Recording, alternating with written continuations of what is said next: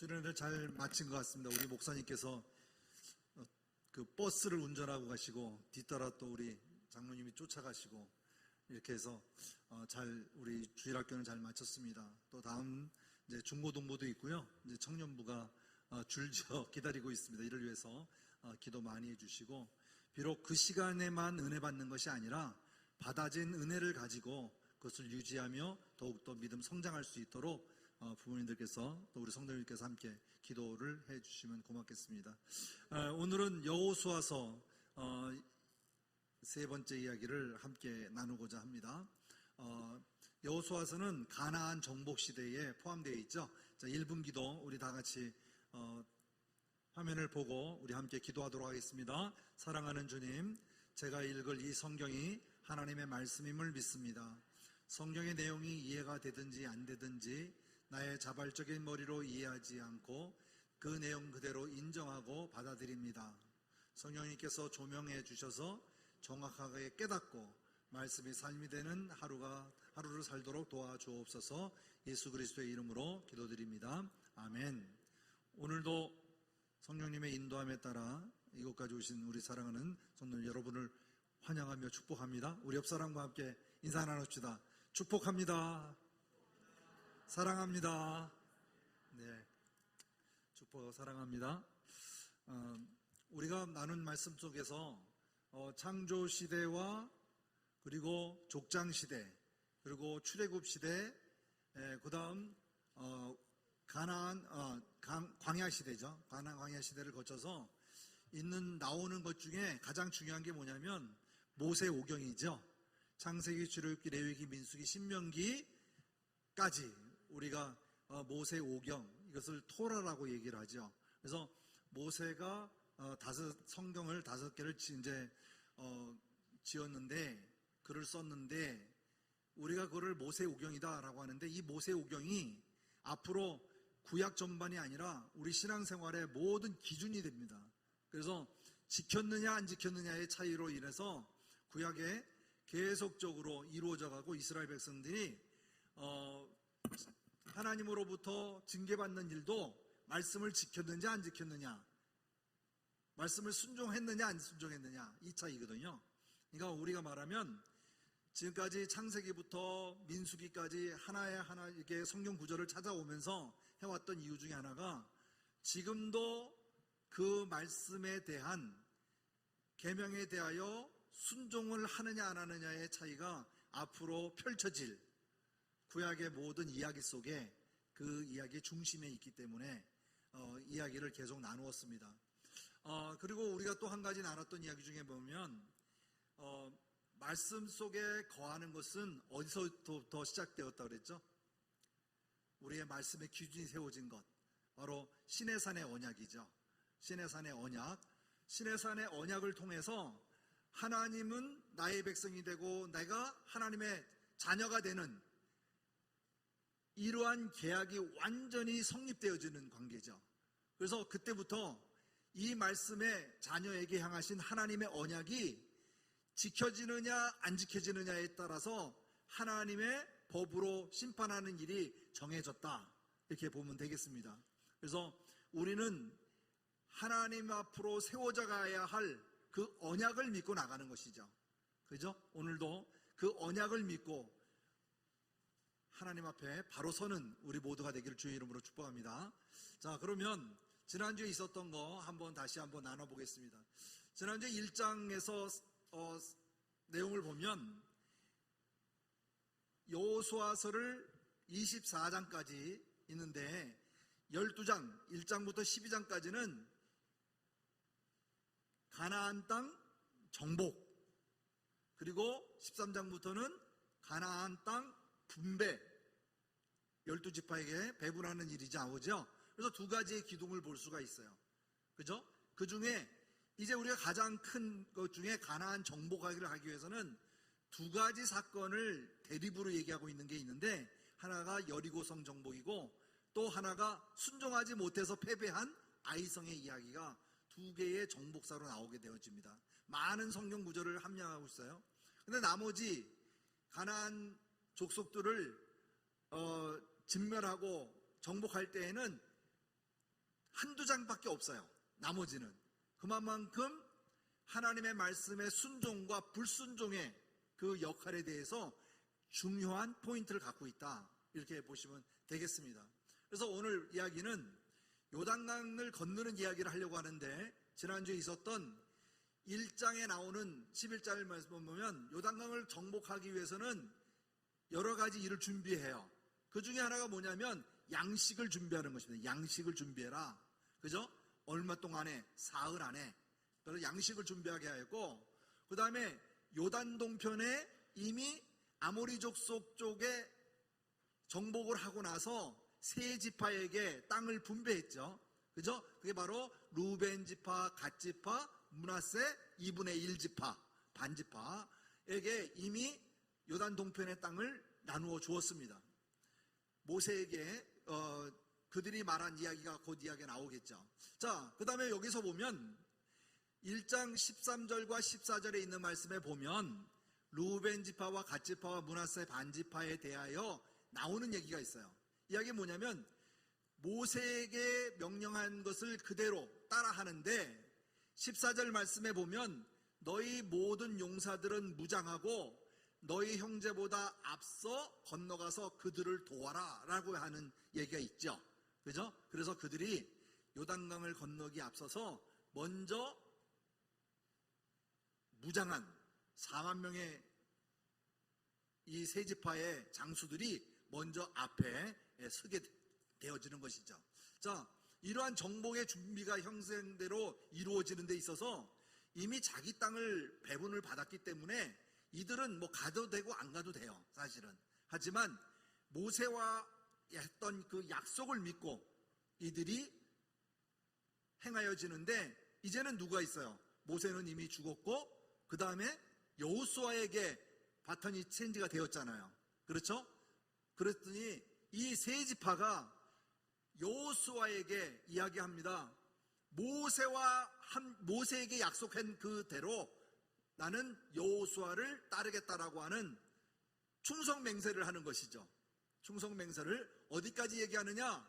우리는 범사에 모세에게 순종한 것 같이 당신에게도 순종하려니와 오직 당신의 하나님 여호와께서 모세와 함께 계셨던 것 같이 당신과 함께 계시기를 원하나이다. 누구든지 당신의 명령을 거역하면 당신의 말씀에 순종하지 아니한 자는 죽임을 당하리라. 오히려 하나님의 말씀에 거역하는 자에게 죽음을 당한다라고 하는 것을 말하면서 여호수아에게 강하고 담대하라고 오히려 이야기하고 있습니다. 이러한 준비가 되어 있었어요. 또 한 가지가 뭐냐면, 두 번째 사건이 여리고에 정탐꾼을 보내는 사건입니다. 바로 두 사람을 보내게 되어지죠. 자, 이들이 시딤에서 여리고 성을 정탐하라고 내보내 되어지는데, 그곳에는 이미 하나님의 사람이 예비되어 있었죠. 그렇죠? 그건 뭘까요? 기생라합입니다. 기생라합. 너희가 여리고에 들어가면 기생라합의 집에 머물게 되어지는데, 이 머무는 것의 입장에서 이미 정탐꾼이 여리고성에 들어왔다는 것을 알았을까요? 몰랐을까요? 이미 알았어요. 알아서 여리고 왕에게 정탐꾼이 들어왔다는 얘기를 하게 되어집니다. 그래서 그 두 사람을 잡아내기 위해서 순찰조를 보내게 되고 체포조를 보내서 뒤지게 되죠, 성을. 그러다가 바로 기생라합의 집에 들어가게 되어집니다. 기생라합이 순발력을 발휘해서 정탐꾼을 숨겨주게 되어지죠. 며칠 동안, 사흘 동안 숨겨지게 되어지고 그들에게 거짓말을 하고 그들은 돌려보내게 되어집니다. 자, 그러고 나서 그들이 앞으로 이제 여리고성에 이스라엘 백성들이 들어올 텐데 그들에게 진멸하지 아니하는 증표를 허락했어요. 그죠? 나에게 증표를 달라고 했을 때 그 증표가 뭐죠? 붉은 줄을 주게 되어지는 사건입니다. 자, 이 붉은 줄은 내 부모와 형제와 내 아버지의 가족들을 구원하는 증표였다라고 얘기하죠. 그래서 바로 이제 예수님에 대한 예표이기도 합니다. 자, 구원에 대한 예표인데 여기에는 라합에게 그 시간에 붉은 줄을 매달아 놓은 그 집에 머물었던 사람들은 모두 다 죽임을 당하지 아니하였다라고 하는 것을 우리가 이 사건을 통해서 알 수가 있습니다.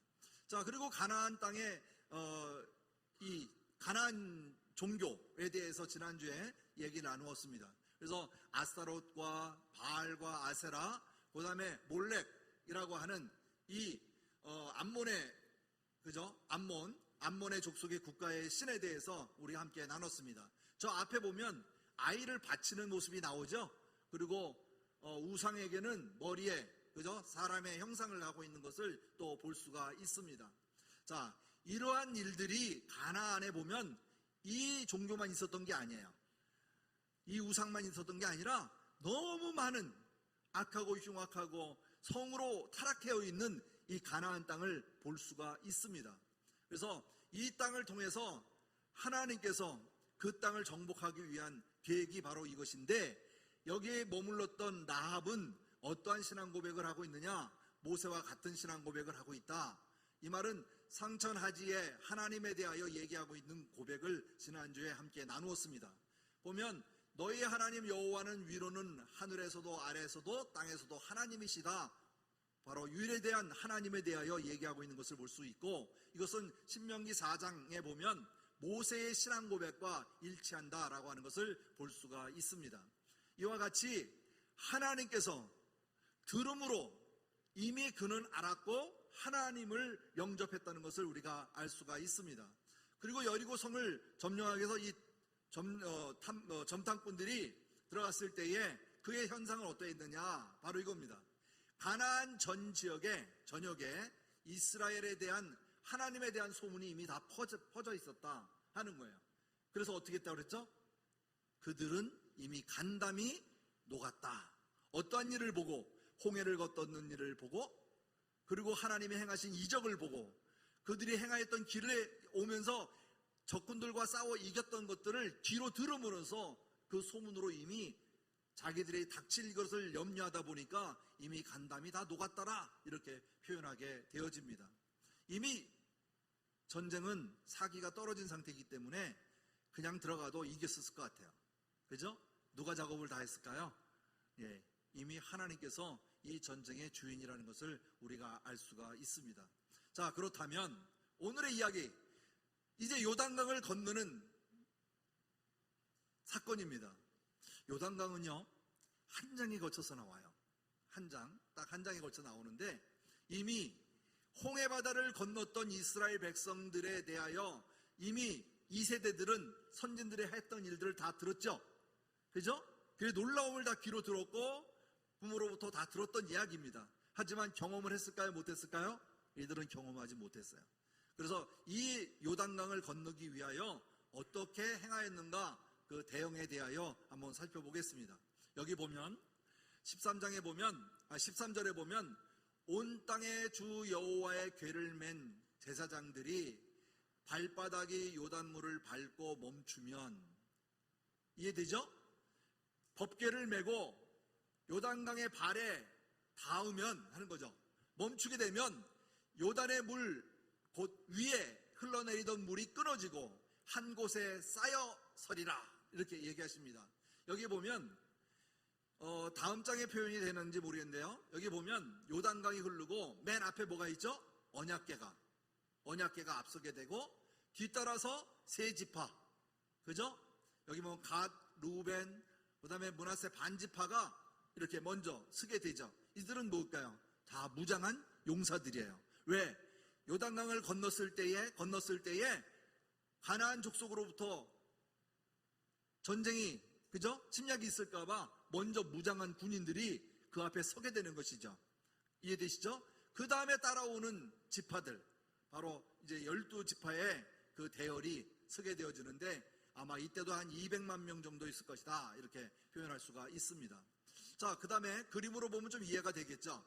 그 다음에 앞에 보면 언약궤와 세 지파의 거리가 있어요. 거리가 얼마나 나오죠? 2000규빗, 그죠? 2000규빗이다, 이렇게 나옵니다. 2000규빗은 약 1km예요. 1km. 1km면 가까운 거리인가요? 먼 거리인가요? 결코 가까운 거리가 아닙니다. 1km가. 멀리 모든 지파가 다 바라보도록 아마 그렇게 하지 않았을까 이 생각이 되어집니다. 자, 그 다음에 보면, 자, 이미 물은 제사장이 법궤를 메고 요단강에 발을 디뎠을 때 물은 위에 머물렀어요. 그리고 끊어진 상태를 알 수가 있죠. 자, 그럴 때 이제 이스라엘 백성들이 홍해를 건넜던 방식으로 마른 땅을 요단강을 건너게 되어집니다. 자, 제사장들은 뭐 언제 나갔을까 하는 거예요. 여기 또 보면 언약궤를 메고 제사장들이 옆에 서 있습니다. 그래서 이스라엘 백성들이 다 나간 다음에 그 다음에 맨 마지막에 나온 것으로 이렇게 살펴볼 수가 있겠죠. 자, 그러면 아까 이야기한 대로 요단강 건널 때 어떠한 일어나는 현상들이 있을까? 여기 보면 동그라미 표시해 놨죠. 그죠? 이게 바로 이제 우리가 잘 아는 그렇죠. 이 자리에 머물러 있던 데가 어디냐면 3장 15절에 말 보면 곡식을 거두는 시기. 그죠? 곡식을 거두는 시기에 항상 언덕에 넘치더라. 뭐가? 물이 넘쳤다는 것을 얘기하죠. 그래서 궤를 맨 자들이 요단에 이르며 궤를 맨 제사장들이 발을 물가에 담기자 곧 위에서부터 흘러내리던 물이 그쳐서 어디에 머물렀다고요? 사르단에 가까운 거리, 그죠? 아담 성읍에 변들이 일어나 한 곳에 쌓였다. 그리고 나서 이것이 아라바의 염에 우리 말하면 사해바다죠. 흘러가는 그 물, 그죠? 그 물이 끊어졌다. 어디 앞에서? 여리고 앞에 바로 건널 때.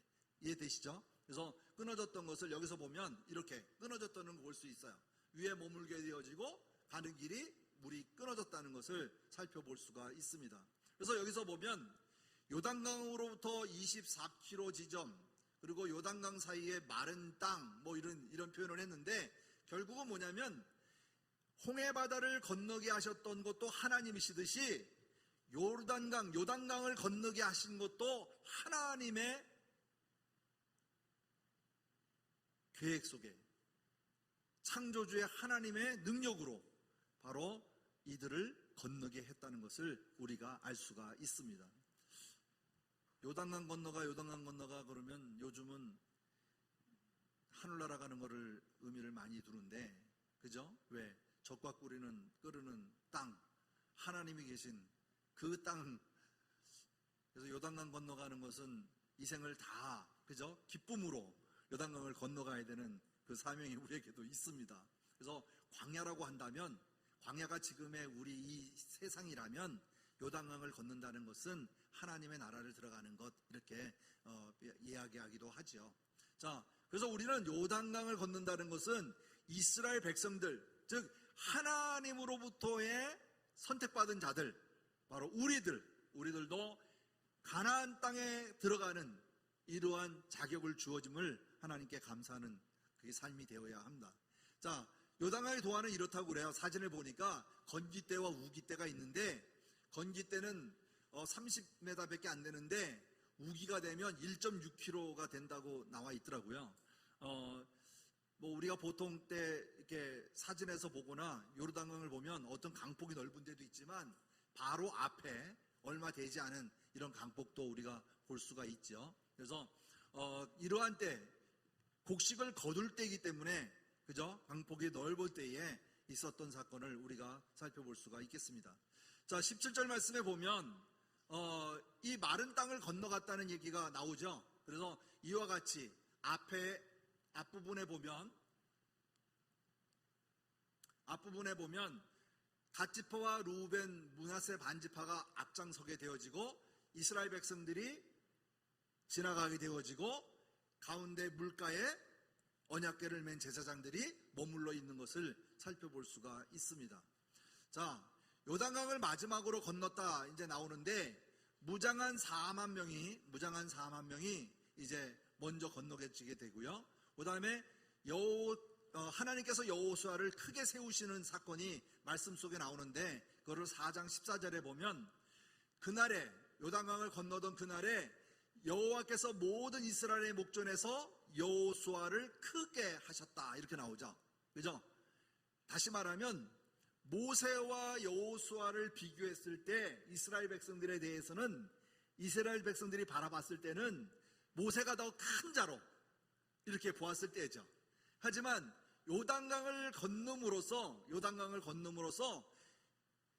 그 이스라엘 백성들 그 목전에서 여호수아를 크게 느꼈다, 크게 알게 하셨다, 이렇게 보게 되어지는 것입니다. 그래서 그가 생존하는 날 동안 백성이 그를 두려워하기를 모세를 두려워했던 것 같이 하였더라, 이 얘기 되는 것이죠. 그래서 하나님께서는 모세도 위대하고 그의 지도력이 탁월했지만 이 여호수아에게도 하나님이 함께 하심으로 동일하게 모세보다도 능하는 그러한 하나님의 능력으로 주어지고 있는 인도하는 자임을 우리가 알 수가 있습니다.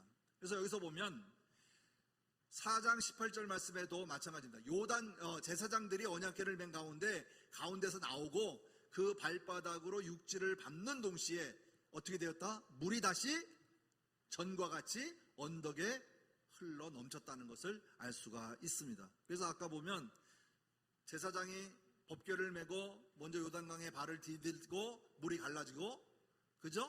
머물게 되고, 그 다음에 이스라엘 백성들이 다 건너고 난 다음에 제사장이 법궤를 메고 육지에 들어섰다는 것을 18절 말씀을 통해서 우리가 살펴볼 수 있겠죠.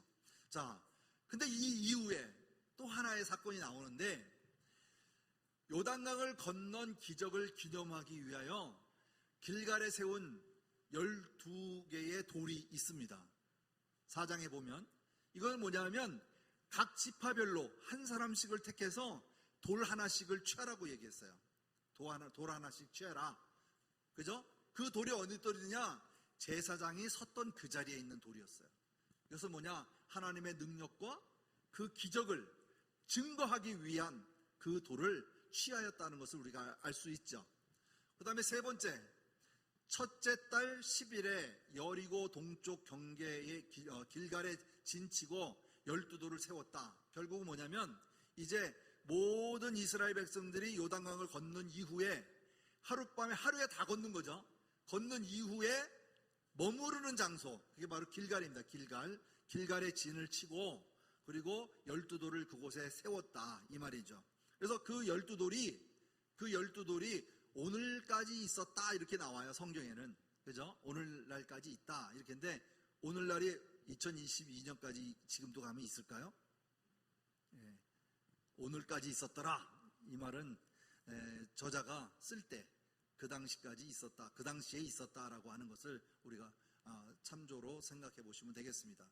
그래서 4장 4절, 5절, 6절 말씀에 보면 그 사건에 대한 이야기가 나오죠. 이스라엘 자손들의 지파 수대로 각기 돌 한 개씩을 가져다가 어깨에 매라, 그죠? 그러고 난 다음에 너희 중에 이것이 표중이 될 텐데 이 돌이 무슨 것을 뜻하느냐라고 하거든 여호와의 물이 여호와의 언약궤 앞에서 끊어졌나니 곧 언약궤가 요단을 건널 때에 요단물이 끊어졌으므로 이스라엘 백성들에게 영원히 이 돌을 기념하기 위하여 이 돌을 취하라 했다는 것을 우리가 살펴볼 수 있습니다.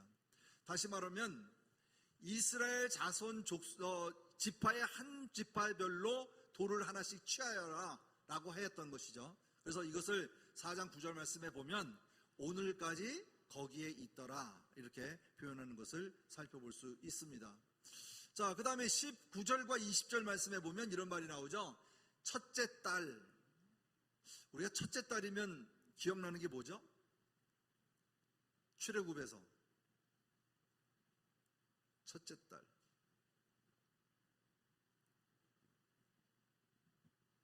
기억 안 나세요? 하나님께서, 여호와께서 모세를 불러 6월절 첫날이라고 하죠. 첫째 달, 그죠? 그날을 첫째 달이라고 하라고 그러잖아요. 아비벌, 그죠? 아비벌. 이 날이 첫째 달이에요. 다시 말하면 이스라엘의 음력사에 보면, 종교력에 보면 아비벌이 매우 1월이에요. 1월, 그죠? 아비벌. 이제 바벨론 시대에는 니산월이라고 바뀌어지는데 이제 아비벌이죠. 이게 바로 첫째 달이에요. 첫째 달 10일. 10일이 뭔 날인 줄 아세요? 6월절 때 양을 잡기 위해 양을 선택하는 날이었어요. 10일이. 그래서 그날 길갈에다가 진을 쳐고 그 12돌을 세웠다라고 하는 것이죠.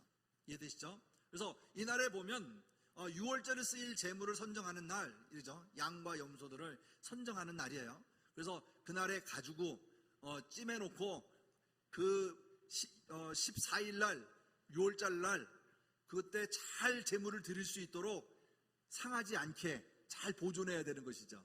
그렇죠? 자, 요단강에서부터 길갈까지는 약 10km의 거리다. 이렇게 나와요. 10km 거리. 성경에 나와 있는 지명 그대로 10km 정도 나오는데, 요단과 길갈에 세운 돌의 다른 의미는 뭘까 보니까 하나님의 살아계심과 그 능력이 온 땅에 퍼져나가도록 이렇게 돌을 취하게 하셨다라는 것을 우리가 다른 의미로 살펴볼 수가 있겠습니다. 다음에 보면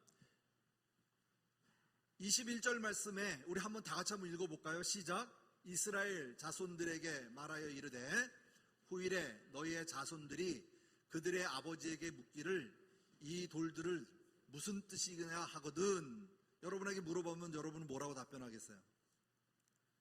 이 돌을 뭐라고 답변하겠습니까? 거기에 답변이 22절 이후에 다 나와 있어요. 여러분, 자손들 물어보게 되면 이렇게 답해라 하는 거죠. 왜냐하면 이스라엘이 마른 땅을 밟고 요단을 건넜다라고 하는 그 증표가 되는 것이기 때문에 그렇다는 걸 얘기하라는 거예요. 그 다음에 24절 말씀 우리 다 같이 한번 읽어봐야 됩니다. 시작. 이는 땅의 모든 백성에게 여호와의 손이 강하신 것을 알게 하며 너희가 너희의 하나님 여호와를 항상 경외하여 하려 하심이라. 두 가지죠. 여호와의 손이 강하신 것을 알게 하고 후손들에게, 그리고 하나님을 항상 경외하려 하게 하기 위해서 그 돌을 취하였다라는 것을 우리가 알 수가 있습니다. 그래서 이 이야기는 2세대 이후에 자손들이 어려서부터 전능하신 하나님의 능력을 깨닫고 하나님을 경외하도록 하기 위하여 기념의 돌을 세웠다 하는 것을 우리가 살펴볼 수 있겠습니다. 자, 5장에 가면 더 중요한 이야기가 나옵니다. 우리가 지금 이스라엘 백성들이 요단강을 건너서 어디에 머물고 있죠? 길갈. 길갈의 뜻이 뭘까요? 그냥 굴른다라는 의미예요. 길갈. 굴른다는 의미인데 길갈에 머물렀었어요. 길갈에 머물렀을 때에 다시 말하면 할례가 이루어집니다. 할례. 할례가 이루어지는데 여기 보세요. 여기 보면 동그라미 쳐놓은 데가 길갈이에요. 길갈. 길갈에서 아래쪽에 보면 성읍이 있는데 이게 여리고성이에요. 멀지 않아요. 어떻게 보면 적군으로부터 보일 수도 있어요. 그죠? 그 거리 정도밖에 되지 않는 이 자리에서 이스라엘 백성들이 다 건너고 난 다음에 그곳에서 제일 먼저 한 것이 뭐냐면 할례였습니다. 할례. 할례를 어떻게 행하였느냐? 말씀 속에서 찾아볼게요. 그 행하신 이유가 뭐냐면 1세대는 다 죽고 2세대의 언약의 표적을 행하기 위하여서 2세대를 위해서 언약의 증표를 삼은 것입니다. 그래서 할례를 행하는 것이에요. 이 말은 뭐냐면 다시 말하면 하나님과 언약된 백성들과의 관계를 하나님께서 회복하기를 원하셨어요. 그래서 다시 회복하기 위하여서 이 할례를 행한 것이다. 이렇게 보시면 되겠습니다. 이 말은 다시 말하면 하나님과의 관계가 단절된 것을 회복하기 위한 것. 다시 말하면 6월절을 해서 가나안 땅으로 나오기 위해 광야 생활을 하는 동안 그들이 불순종을 해서 다 죽잖아요. 여호수아 갈렙을 제외한 모두가 죽게 되잖아요. 그래서 2세대와 1.5세대는 알 수가 없어요. 그죠? 그래서 그들에게 하나님께서 회복하기 위한, 관계를 회복하기 위하여 할례를 행하였다는 것을 볼 수 있습니다. 그래서 이 할례는 5장 1절부터 나오는데 거길 보면 요단 서쪽이에요. 동편이 아니고 이제 들어갔으니까 서쪽이죠. 아모리 사람들의 모든 왕들과 해변의 가나안 사람들의 모든 왕들이 여호와께서 요단물을 이스라엘 자손들 앞에서 말리시고 그들을 건너게 하셨다는 것을 이미 어떻게 했다? 들었어요. 그죠? 듣고 이들은 또 마음이 녹았어요. 오직 하면 그 이스라엘 자손들 때문에 정신을 잃었더라. 이제는 완전히 혼매진 상태에서 이스라엘 백성들이 자기들한테 다가오는 것에 대한 두려움이 있는 것이죠. 자, 그때에 여호와께서 여호수아에게 이르시되 너는 부싯돌로 칼을 만들어 이스라엘 자손들에게 다시 할례를 행하라, 이렇게 얘기합니다. 그죠? 선택에 대한, 하나님의 선민에 대한 증표가, 언약에 대한 증표가 할례잖아요. 그죠? 그런데 이 할례를 하게 되면 그 남자들에게 당하는 그 고통이 한 일주일 정도 간다고 그래요. 또 일주일 정도 가기도 합니다. 그래서 많은 이 이스라엘 백성들이 적군이 바로 보는 앞에서, 아까 이제 요단 서쪽이라고 그랬잖아요. 거기에 아모리 사람들과 해변의 가나안 사람들이 지켜보고 있는 그 가운데 전력이 어떻게 됐어요? 완전히 무력화된 거예요. 인간적으로 보면 있을 수 없는 일이죠. 이런 전략을 쓸 수가 없는 거죠, 인간적으로 보면. 하지만 하나님께서는 왜 할례를 하라고 그랬을까 하는 거예요. 왜 할례를 하라고 그랬을까? 먼저 제일 중요한 것은 하나님의 구별된 사람이에요. 그게 더 중요했던 것입니다. 왜? 이미 전쟁은 하나님께서 지배하고 계시기 때문에 이스라엘 백성들이 하고 있는 염려는 뚝하고 이 할례를 행하라고 했던 것입니다. 그래서 이 아브라함과 약속했던 하나님의 나라를 이루기 위한 이 방편으로 할례를 강행하게 되어진 것이죠. 그래서 모두가 순종하고 이 할례를 행하게 되어집니다. 자, 여기서 보면 아브라함과의 약속을 우리가 다시 한번 상기를 해야 됩니다. 그죠? 상기를 하는데 첫 번째가 뭐냐? 자손의 약속이에요. 자손의 약속, 번성하리라. 그죠? 생육하고 번성하리라. 이 자손의 약속은 어디에서 이루어지죠? 하나님의 백성이 애굽에서 이루어지죠.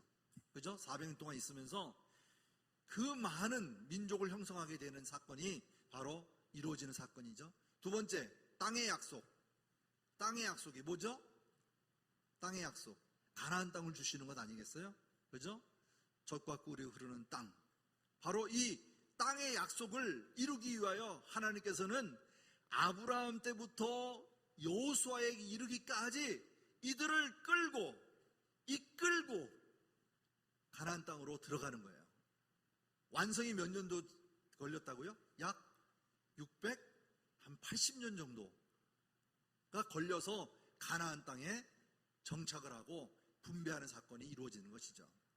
자, 세 번째, 오늘 얘기가 내 후손의 하나님이 되리라. 다시 말하면 가나안 땅에 들어가서의 완성된 것은 바로 하나님의 통치로 이루어지는 나라가 되는 것이었어요. 다시 말하면 하나님의 통치에 의하여 젖과 꿀이 흐르는 가나안 땅으로 그들이 광야를 지나 가고 있었지만, 국가를 형성하기 위해는 백성도 있었지만 마지막 뭐가 없었죠? 땅이 없었기에 이제 땅으로 인하여 마무리가 되어지는, 이것이 바로 아브라함과의 약속의 언약을 우리가 기억해야 되는 것이죠. 자, 그렇다면 우리 때가 아닌 하나님 때에 이루어지신다.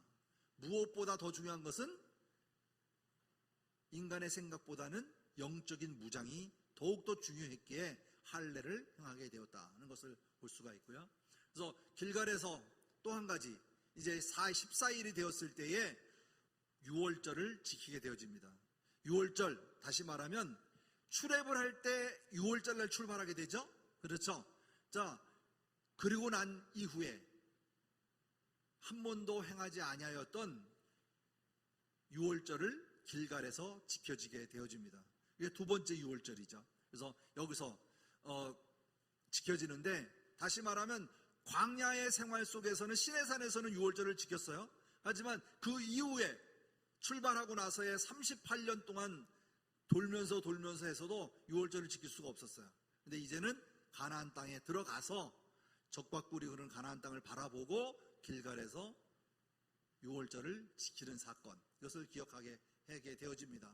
여기 보면 5장에는 이러한 할례와 유월절에 관한 얘기가 계속 나오는데, 이 이야기를 보면 여리고 평지에서 유월절을 지켰다 하는 것이 중요합니다. 그러고 난 다음에 12절에 보면 그 땅의 소산물을 먹은 다음 날에 뭐가 그쳤다? 만나가 그쳤다라고 나옵니다.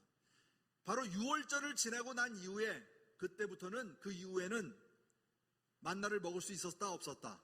먹을 수 없었어요. 하나님께서 그치셨기 때문에. 그래서 이때부터는 그들이 가나안 땅에서 얻어지는 소출을 먹을 수밖에 없게 되어지는 것이죠. 자, 이게 바로 유월절 사건의 기점으로 있었던, 가나안 땅에 처음 요단강을 건넜을 때에 있었던 사건들이 오늘 우리가 나눌 수 있었습니다. 자, 그 다음에 이제 5장 하반절에 가게 되면 이런 말이 나와요. 이런 말이 나오는데, 문득 너는 우리를 위하느냐, 우리의 적들을 위하느냐. 누구의 말일까요? 누구의 말일까요? 여호수아의 얘기예요. 여호수아가 칼을 든 여호와의 군대 대장을 만나게 되어지는데, 그의 정체에 대해서 잘 모르잖아요. 그렇죠? 그 길을 막으니까 그가 여리고에 가기 위해서 이제 머물렀을 때에 이 이야기가 나옵니다.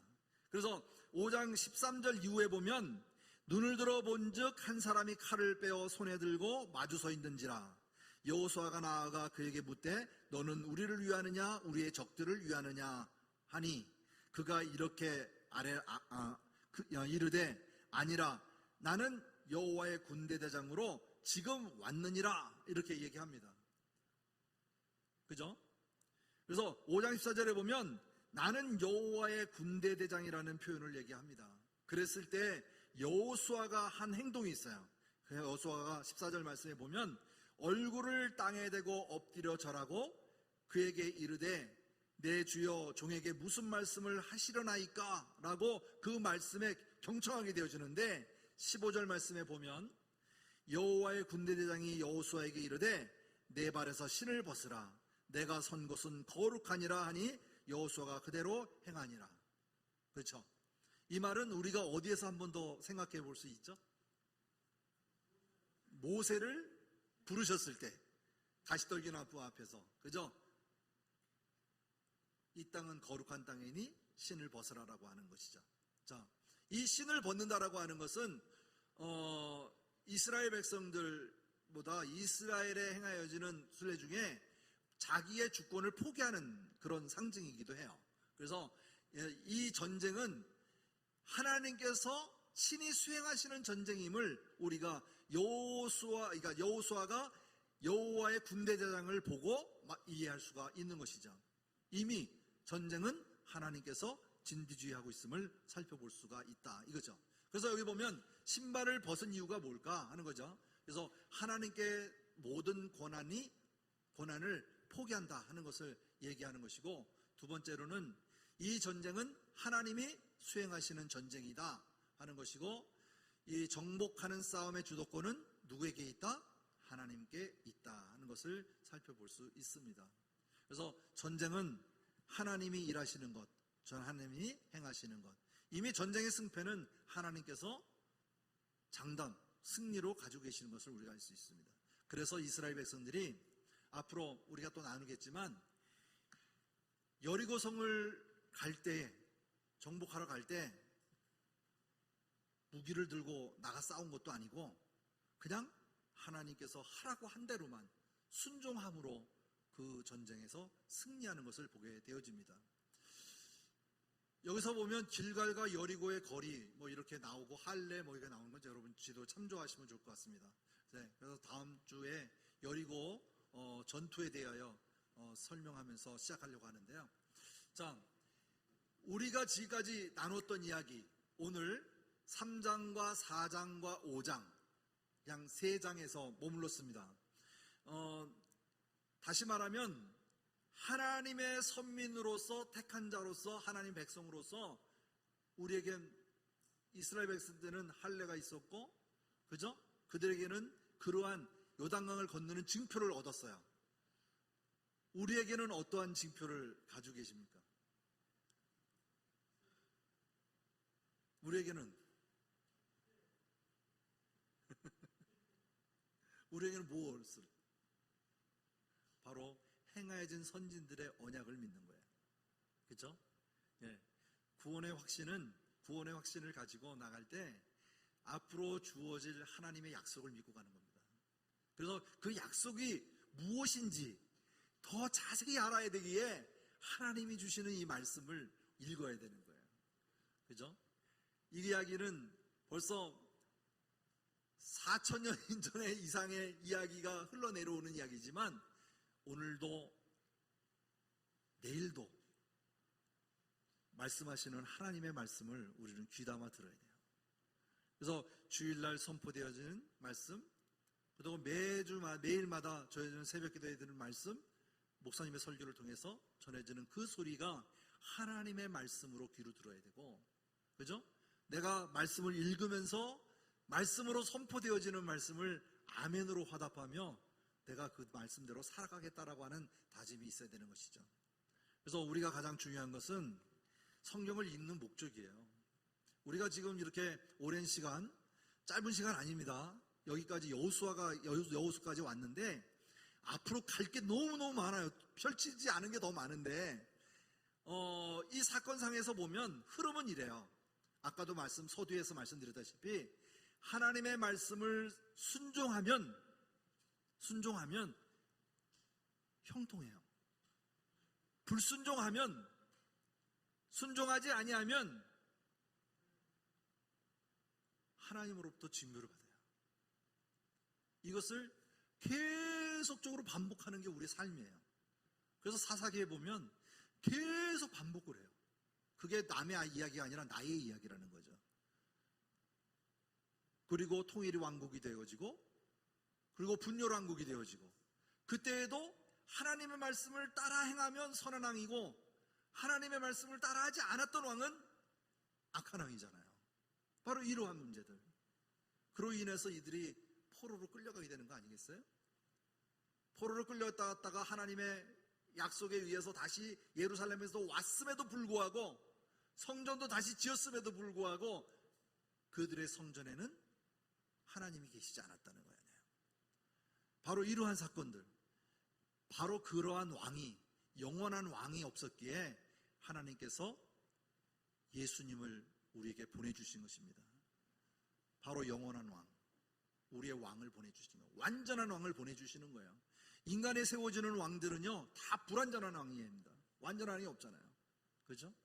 그래서 우리가 하나님의 말씀을 믿고 나아가는 이 말씀의 기준을, 말씀에 순종하는 삶으로, 또 내가 말씀을 볼 때 하나님의 말씀의 순종과 불순종에 대한 기준을 가지고 간다면 성경을 읽는데 좀 더 많은 도움이 될 것입니다. 그래서 이스라엘 백성들이 삶을 통해서 우리에게 조명했을 때 오늘도 하나님의 말씀대로 살고자 노력하면 그들의 수고와 염려가 다 주께로 돌려지고 우리의 삶이 온전히 드려진다는 것은 바로 기쁨이고, 오늘 아까 참 그 찬양 속에 주님 함께하는 그 이야기, 찬양이 얼마나 좋습니까? 그죠? 나의 최고의 결정 고난이 주님과 함께하는 거 아니겠어요? 주님과 동행하는 것. 요즘 우리 성경 365일 성경 읽기에 보면 카톡에 일남, 일녀, 이남, 이여, 삼남녀 이렇게 올라오거든요. 그런데 댓글이 가장 많이 달고 거기에 자기의 그 말씀 읽었던 대제를 올려주는 것이 일녀예요. 일녀는 뭐 러브도 많이 붙고 이것도 많이 붙고 뭐 아주 그냥 숨이 찹니다. 저도 하트 붙여주기가. 그런데 이여에는 두 분인가 한 분 있고, 일남은 어쩌다 한 분, 삼남녀는 전멸하다시피. 왜? 이미 다 아니까 하는 거 봐요. 다 알아요. 다 읽었다는 거 다 아는데 그래도 자기가 한 번씩 써보면서 자기의 마음을 다시 한번 정리하는 그런 마음이 있었으면 좋겠다 하는 생각이 들어요. 표현했으면 좋겠다. 예, 왜냐하면 나눔이라는 게 있잖아요. 성도들 간에 나눔이 있기 때문에 굉장히 좋은 것 같습니다. 그래서 좀 더 분발했으면 좋겠어요. 삼남녀, 우리 여기 회장님 부회장님들 나와 계신데 화이팅. 예, 성경 읽은 대로 한 번씩 한 구절씩 해서 올려서 받은 은혜는 함께 나눴으면 좋겠습니다. 그러다 보니까 우리가 성경 읽은 지도 벌써 제가 이렇게 카운트를 해봤더니요, 8월 둘째 주가 딱 6개월이 되는 애들이에요. 딱 6개월. 그죠? 6개월. 이제 욥기가 거의 마무리돼 가고 있는데, 쉬지 않고 읽으신 분들은 내년 2월이면 성경 일독을 하게 되어집니다. 그래서 쉬지 말고 습관성으로 계속 성경을 읽어 나갔으면 좋겠습니다. 가능하시죠? 네. 혹시나 이게 카톡으로 주다 보니까 등록이 안 돼서 못 읽는 분도 계세요. 혹시 못 읽으시면 저한테 살짝 전화번호만 적어주시면 제가 같이 성경을 읽도록 그렇게 하겠습니다. 그런 점에서 다 돌려보지 못한 것에 대해서 너무 죄송하지만 서로가 함께 나누는 귀한 시간 되었으면 좋겠습니다. 다음 주에는 여리고성으로부터 들어가서요, 4번, 5번으로 해서 마치려고 합니다. 그리고 사사기 들어가고요, 사사기는 2번에 거쳐서, 그 다음에 사무엘상, 사무엘하가 있어서 그것도 2주 해서 이렇게 해서 정리하고 있습니다. 기억하셔서 말씀을 한번 읽어보시면, 오늘 들었으니까 한번 읽어보시면 더 마음에 깊이 와닿을 줄 알겠습니다. 여러분 같이 동참하셔서 주님의 말씀을 좀 더 마음속 깊이 느끼시는 귀한 시간이 되기를 주님의 이름으로 부탁합니다.